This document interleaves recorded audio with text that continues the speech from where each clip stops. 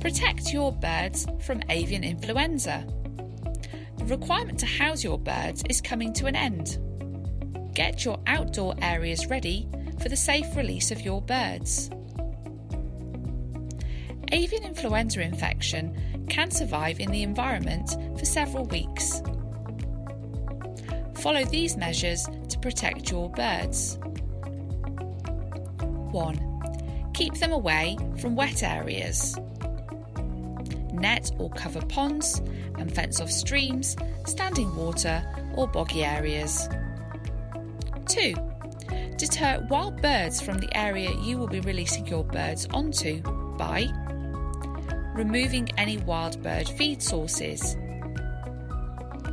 using bird scarers. 3. Sanitize your bird's outdoor area by cleaning and disinfecting hard surfaces with a government-approved disinfectant. Harrowing or raking grass areas to expose them to more sunlight, which may help kill any surviving virus. To find out more, visit gov.uk/birdflu, gov.wales/birdflu, or gov.scot/birdflu.